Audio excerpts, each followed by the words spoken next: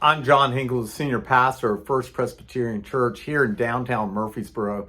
And this is your Saturday morning preview of your Sunday morning service, which I'm recording on Friday because I look much better than I would on a Saturday morning.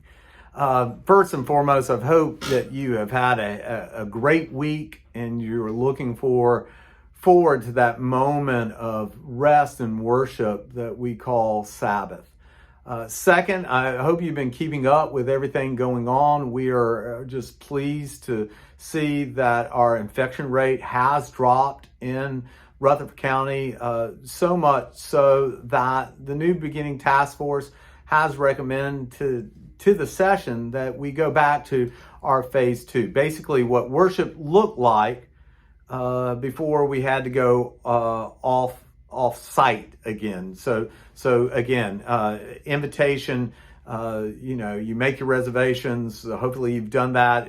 I hope so, because we're overwhelmed and we had to kind of shut things down. So we look forward to seeing you. If you were able to make an invitation, great. If not, please watch us on our YouTube channel. So last Sunday I told you that because we are so close to the Transfiguration of Lord Sunday, which leads us to Lent, which leads us to, of course, Easter, that I felt like we didn't really have time to kind of start a new preaching series. So I thought what we would kind of do is kind of take a look at the world around us, but less so your world and my world, and how I think we are called in this world to live our faith in Jesus Christ. So this Sunday, we are looking at the call of Peter, James, and John from the Gospel of Mark. Mark is known as the abbreviated gospel because Mark leaves out a lot of details that you would find in the Gospel of Matthew or you would find in the Gospel of Luke.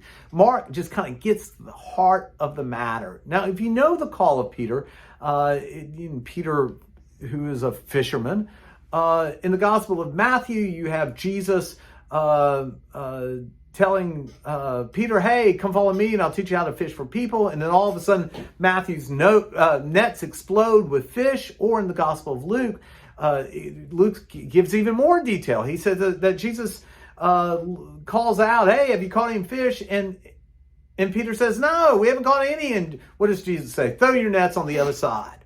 And then all of a sudden, the nets explode with fish. But Mark doesn't have any of that. None of that at all. Instead, all Mark says is that Jesus one day says to Peter, a fisherman, follow me, and I'll teach you how to fish for people.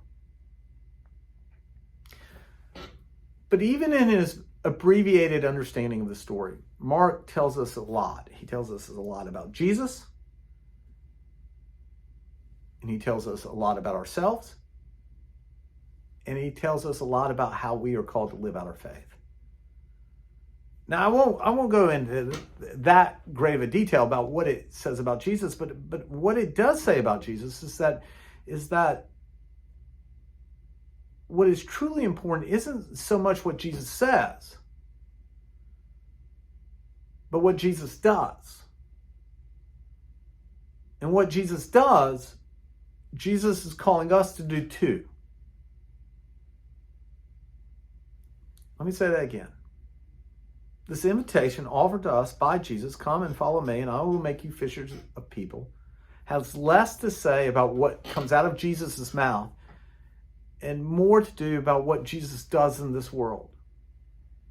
And what Jesus does in this world is what he wanted Peter to do and what he wants us to do too. So we can talk all the time about being a faithful disciple of Jesus. We can talk all the time about taking care of our community, loving the poor and the oppressed. We can talk until we're blue in the face.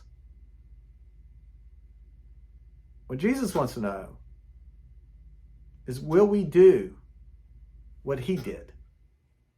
Will we actually love the poor and the oppressed?